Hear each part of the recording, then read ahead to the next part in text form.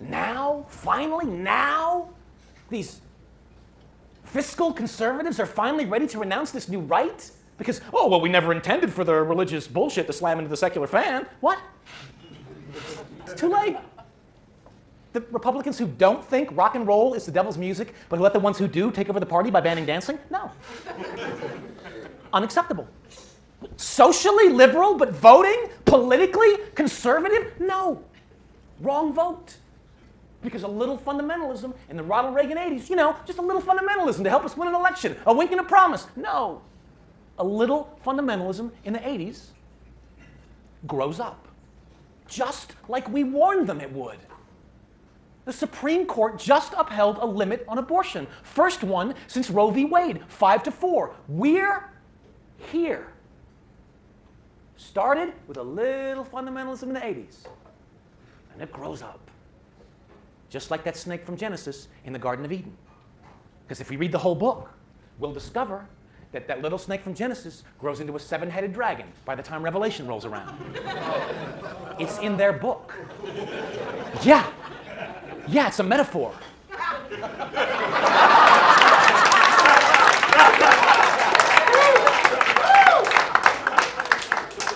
And I think metaphors are hard for these people.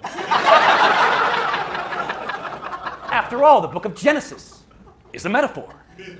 Only an intractable, brainwashed, simple-minded, religious fanatic pinhead could possibly look at the mountains of scientific and physical evidence, from physics to carbon dating, clearly using parts of their brain somebody else's God must have been responsible for, and conclude that, yeah, Jehovah waved his magic wand and poof, created everything in 6 days, made woman from the rib of man, and how insulting is that? Made woman from the rib of man. That's the fucking end right there. Eve ate from the tree of knowledge. Why deny that part of the metaphor? The audacity of this female wants to know something. Lot's wife is too curious. Oh, look, curiosity, a trait common among the intelligent. Oh.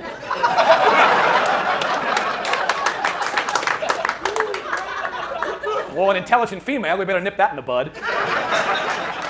Lot's wife is too curious to not just blindly trust her man when he says don't look back, so she gets turned into a pillar of salt. For the crime of curiosity? Gee, that's fair. So why are there Christian women?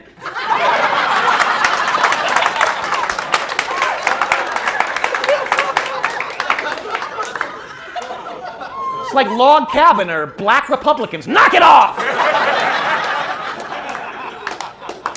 There's a museum, and sometimes when you say something and it sounds so stupid coming out of your mouth, the hope is that people will hear it and go, God, that sounds really stupid. And then maybe it'll not happen or not be or something. That's my hope. There's a museum in this country that depicts Adam and Eve, Cain and Abel, already stupid right there, playing with dinosaurs. Humans and dinosaurs frolicking together. A museum in this country. 3 of the 10 Republican presidential candidates, presumably educated men, and of course men, I did say they were Republican candidates. 3 of the 10 at a debate, when asked if they do not believe in evolution, raise their hand. That's got to be a deal breaker right there. American citizen, at least 35 years old, fully evolved brain. It's got to be the minimum. No, it's a bonus if you can spell potato.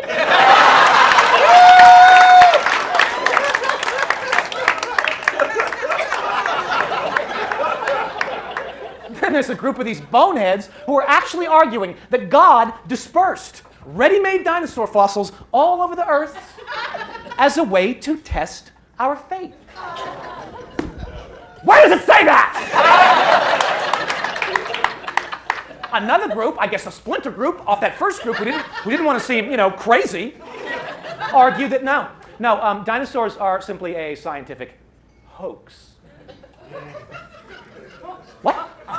Why? What? Why? What? Why? Why?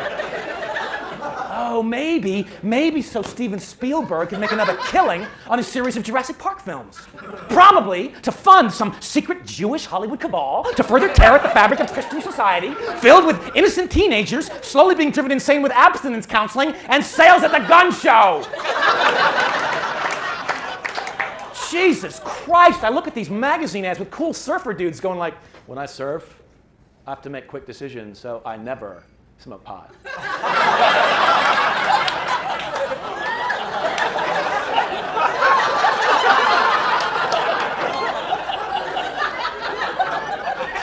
Or these abstinence cuties on national TV, these 17-year-old wasted pieces of ass who've sworn off sex before marriage, probably way too young to some porn-addicted, beer-swilling, adjustable NASCAR polyester baseball cap-wearing bruiser from Indiana who would never consider licking pussy because he thinks it's gross, which actually serves her right. Go buy a vibrator. You're gonna marry this mouth breather without taking him out for a test drive and have no one to compare him to? You're gonna marry him? Hey, good luck with that orgasm.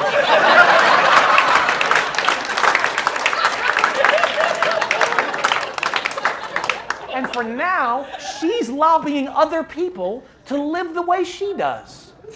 I mean, God bless her, but isn't that the problem? They expect you to take sex advice from virgins. They want you to boycott movies they never, ever, ever, ever bother to watch. Our pot smoking advice is supposed to come from a teenage surfer who's never smoked pot? Well, I got a message for that clown. I've surfed. I've smoked pot. I've surfed stone. Motherfucker don't know what he's missing. Granted, in the interest of full disclosure, stoned on a shortboard with a shark fin in the water sucks. It's a lot worse than not stoned on a shortboard with a shark fin in the water. But you only know what I'm talking about and why that may or may not be funny if you have some information. Tree of knowledge? Not good enough. Is there a tree of intelligence somewhere? Is there a tree of common sense? Is there a tree of not so dumb as a fucking rock? Could we get Eve to give us all a bite of some of that juicy fruit? I mean, remember when magazine or anti-drug ads were about the dangers of heroin, cocaine, and sniffing glue? Now, except for the occasional anti-steroid or crystal meth warning, it's almost exclusively anti-pot. Yeah, we know why. Because the Partnership for Drug-Free America is the creation of an ad agency and is primarily funded by monies pooled by pharmaceutical companies. And federal grants bestowed by politicians who have received campaign contributions from pharmaceutical companies, who no longer look at marijuana as this scourge on America's youth, and more as the most dangerous threat, as their major competitor, to their bottom line. So along with oil and insurance companies, the third member of the real axis of evil, pharmaceutical companies, run these ads because they have to know that almost nobody would ever need Valium, Prozac, lithium, Wellbutrin, Viagra, Zoloft, mood enhancers, nausea medication, appetite stimulants, or calm down pills if weed was legal.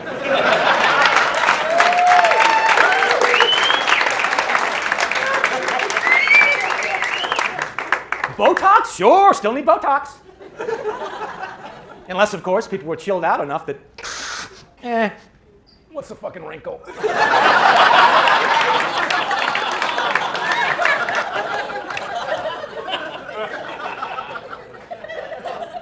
So we get fake surfers lying about pot. Good move. I mean, leave it to these pharmaceutical companies to hire the world's worst ad agency.